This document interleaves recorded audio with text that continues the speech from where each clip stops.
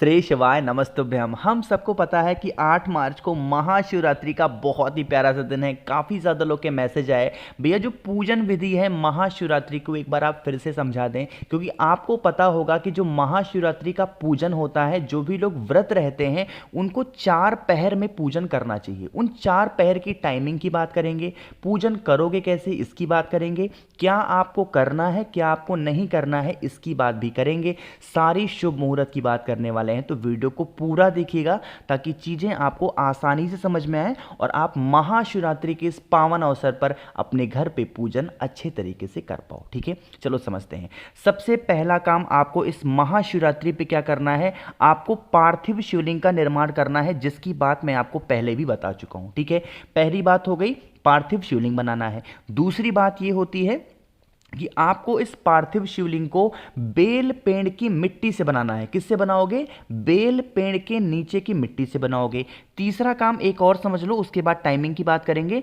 तीसरा, इस मिट्टी में काली मिर्च को पीस करके फिर पार्थिव शिवलिंग बनाओगे। 3 काम मैंने बता दिया जिससे आप पार्थिव शिवलिंग बना सकते हो। ठीक है, अगर आपको बनाना नहीं आता आप यूट्यूब पे सर्च करना पार्थिव शिवलिंग कैसे बनाएं द नेचुरल प्लेनेट, चैनल का नाम जरूर डालना, आपको वीडियो मिल जाएगी। ठीक है, चलो अब बात करते हैं इसके टाइमिंग की कि हाँ भैया जो 4 पहर की पूजन होती है वो हमें कब कब करना है। समय समझो, सबसे पहले पहर की जो पूजन होगी वो आपको शाम को लेकर के 6:25 से स्टार्ट हो रही है और ये आपकी 9:28 तक होगी।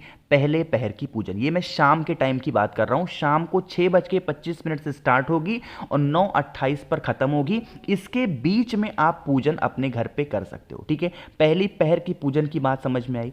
दूसरे पहर की पूजन की हम लोग बात समझ लें, टाइमिंग। और ये टाइमिंग स्टार्ट हो जाती है आपकी 9:30 से दूसरे पहर की जो टाइमिंग होगी वो स्टार्ट होगी और ये रात को 12:30 बजे तक रहेगा। यानी कि 9:30 बजे से 12:30 बजे के बीच में किसी भी समय आपको 2 मिनट 4 मिनट टाइम निकाल करके दूसरे पहर की पूजन कर लेनी है। ठीक है, 2 हो गए। तीसरे पहर की पूजन की बात करते हैं, टाइमिंग नोट करिएगा। यह आपकी स्टार्ट हो रही है 12:32, रात में 12:32 से स्टार्ट होगी और ये सुबह 3:34 तक रहेगी। तीसरे पहर की पूजन, यानी कि तीसरे पहर की पूजन 12:30 बजे रात से लेकर के सुबह 3:30 बजे के बीच में आप कर सकते हो। ठीक है, 3 हो गए। चौथे पहर की पूजन की हम लोग बात करने जा रहे हैं, वो टाइमिंग होगी आपकी सुबह 3:34 से चौथे पहर की पूजन स्टार्ट हो रही है और यह सुबह 6:37 तक रहेगी। यानी कि 4 पहर की पूजन की जो टाइमिंग है वो ये है। अब यहां पर काफी लोग को डाउट होगा, क्या भैया हमें इतने देर तक पूजन करनी है, तो इसका जवाब है नहीं। देखो, जो टाइमिंग स्टार्ट हो रही है वो 6:25 से शुरू होगी, 9:28 रात तक चलेगी। तो आपको इसके बीच में चाहे आप 2 मिनट पूजन कर लो चाहे 2 घंटे कर लो, ये आपके ऊपर डिपेंड करता है। बात आ रही क्या समझ में मेरी ना? तो आपको इस तरीके से पूजन करनी है। 4 पहर की टाइमिंग ये है। ठीक है, अब यहां पे एक डाउट लोगों को और है, भैया एक बात बताओ, हर पहर की पूजन करते टाइम क्या हमें स्नान करना जरूरी है? तो इसका जवाब होता है हाँ, स्नान करना जरूरी होता है, लेकिन यहां पे भी कुछ त्रुटियां हैं। कैसे? अगर आपकी तबीयत बहुत ज्यादा अच्छी रहती है, बहुत अच्छे आप रहते हो, तब तो आप चारों पहर में स्नान करोगे। जैसे अभी मेरी जल्दी जल्दी शादी हुई है तो वाइफ मेरी निर्जला व्रत रहेगी, तो उसकी स्वास्थ्य ठीक है, सब कुछ ठीक है, तो कहा कि स्नान करेंगे हम, तो मैंने कहा ठीक है आप स्नान करो, निर्जला व्रत भी रहो। लेकिन ये सबके लिए लागू नहीं होगा। अगर आपकी सेहत नहीं सही है, आपको डायबिटीज़ है, बीपी रहता है, तो आपको व्रत वगैरह निर्जला रहने की ज़रूरत नहीं है, आप फलाहार रह लो। ठीक है, मैं तो कहूँगा आप अच्छे तरीके से पूजन करो, व्रत भी मत रहो, क्योंकि तबीयत वगैरह आपकी ठीक रहेगी तो उससे महादेव खुश होंगे। और शुगर के पेशेंट को तो खासकर इन सभी चीज़ों का ध्यान रखना है, व्रत रहना भी है, निर्जला भूल कर भी मत रहेंगे कोई भी शुगर के पेशेंट, इस चीज़ को ध्यान रखना। ठीक है, बात आई क्या समझ में? तो अगर आपको स्नान भी करना है चारों पहर की, तो आपको गुनगुने पानी से नहाना है, थोड़ा सा ठंडा का टाइमिंग है, तो आपको इस चीज का ध्यान रखना है कि आपकी तबीयत ना खराब हो, जिससे आपका परिवार भी आपके पीछे परेशान ना हो। ठीक है, बात आई क्या समझ में? स्नान नहीं करना है तो कपड़े तो कम से कम बदल जरूर लेना, लेकिन स्नान ना करना तो भी चल जाएगा, बट कपड़े तो चेंज कर लेना। ठीक है ना, समझ में आई बात मेरी ना? तो इन सभी तरीके से आपको इन 4 पहर की पूजन आपको अपने घर पे ही करनी है, कहीं जाने की ज़रूरत नहीं है। कहोगे भैया क्या चारों पहर में हमें अलग अलग पार्थिव शिवलिंग का निर्माण करना है? तो इसका भी जवाब है नहीं, नहीं, बिल्कुल नहीं। आपको एक ही पार्थिव शिवलिंग का निर्माण करना है और इन चारों पहर का पूजन जैसे भी करना हो आपको करना होगा। हर पहर का पूजन करते टाइम घी का दिया गोल बत्ती का भगवान शंकर के सामने ज़रूर प्रज्वलित करोगे, इस चीज़ का भी ध्यान रखोगे। ठीक है, पहली चीज़ समझ में आ गई आपको। अब एक चीज़ की बात और कर लेते हैं कि भैया हम लोग व्रत तो रहेंगे, लेकिन इस व्रत का हम उद्यापन कब करेंगे? क्या हम 8 को कर सकते हैं शाम के टाइम पे या फिर 9 को? जब चारों पहर की पूजन आपकी खत्म हो जाए, यानी कि सुबह 6:30 बजे जब पूजन आपकी खत्म हो जाए चारों पहर की, तो उस 9 मार्च को सुबह 6:30 बजे के बाद आप पारण कर सकते हो, जैसे भी आपको करना हो, जैसे भी आपकी इच्छा हो। ठीक है, लेकिन मैं सभी अपने भाइयों से, अपनी बहनों से प्रार्थना करता हूँ, विनती करता हूँ कि 8 तारीख को, 8 मार्च को महाशिवरात्रि के इस पावन अवसर पर व्रत जरूर रहना। ठीक है, चाहे निर्जला रहना हो, तबीयत ठीक है निर्जला रहो, तबीयत नहीं ठीक रहती है, दवा खाते हो तो फलाहार तो रहना ही रहना। ठीक है, बहुत शुभ माना जाता है। तो यहाँ पे हम लोगों ने इन सभी चीज़ों की बात कर ली है। अब यहाँ पे एक बात की और बात करते हैं, उपाय भी आपको 2 बताऊंगा। एक बात और समझ लो कि अगर आप 8 तारीख को व्रत होना तो सुबह ब्रश मत करना। ब्रश मेरी समझ रहे हो कि लोग मंजन लगाते हैं, कोलगेट पोलगेट पता नहीं कौन कौन सा, आप वो ब्रश मत करना। आप दातून का इस्तेमाल करोगे, नीम का मिल जाए नीम कर लो, बबूल मिल जाए, ठीक है, थोड़ा अच्छा होता है। अब नहीं मिल रहा तब तो ब्रश करो ही भाई। ठीक, अब चलो उपाय की बात भी कर लेते हैं। सबसे पहले उपाय की बात करते हैं महाशिवरात्रि का जो सबसे फेमस उपाय है, पूज्य गुरुजी हर बार अपनी कथा में बताते हैं। आपको लेना होगा 1 कटोरी दूध। क्या लोगे? 1 कटोरी दूध लेना।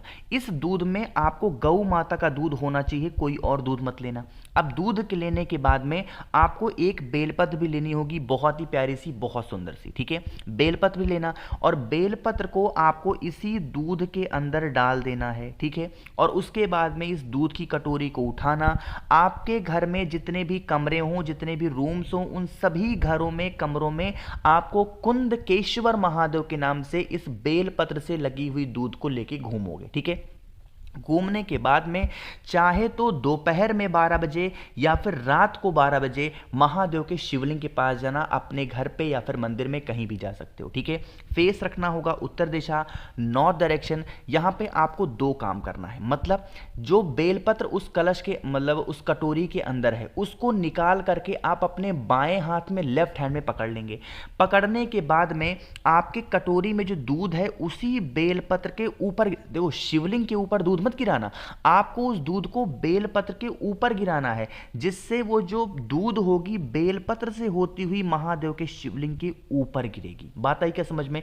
पूरा दूध जब आप समर्पित कर दो तो जो आपके बाएं हाथ में बेलपत्र है, अपनी कामना, अपने घर के कष्ट को समर्पित करते हुए माता अशोक सुंदरी के स्थान पे उस बेलपत्र को रख देना। जो भी व्यक्ति महाशिवरात्रि पे दोपहर में 12 बजे या फिर रात में 12 बजे इस उपाय को कर लेता है, उनके घर में हमेशा सुख शांति समृद्धि बनी होती है। ठीक है, करिएगा जरूर। यहां पे एक उपाय की बात कर ली है, एक बहुत ही छोटे से और उपाय की बात करते हैं जो कि इस वीडियो का सबसे आखिरी उपाय है और इस महाशिवरात्रि पे आपको उपाय जरूर करना है। ठीक है, आपको लेना होगा 31 बेलपत्र, इसके बाद आपको कुछ नहीं लेना। कितने? 31 बेलपत्र आपको लेनी है। कहोगे भैया एक तो एक नहीं मिलती, आप 31 बता देते हो, तो 31 बेलपत्र नहीं मिल रही है तो जो बेलपत्र महादेव के शिवलिंग के ऊपर चढ़ी है वही उठा लो, धुल करके इस्तेमाल कर लो। एक तांबे का लोटा लेना, उसमें जल भर लेना और इसके अलावा कुछ भी नहीं लेंगे। पहुंच जाएंगे महादेव के शिवलिंग के पास में। समझिएगा, आपको फेस रखना होगा उत्तर दिशा। महादेव का पूरा परिवार शिवलिंग के ऊपर ही विराजमान है, तो आपको जो 31 बेलपत्र है वो कहीं पे भी शिवलिंग के ऊपर, लेकिन एक साथ मत चढ़ाना, एक एक करके कहीं पे भी पूरे शिवलिंग के ऊपर उस एक एक करके बेलपत्र को समर्पित कर देंगे और उसके बाद में 1 लोटा जल अपनी कामना, अपने विशेष को कहते हुए समर्पित करना।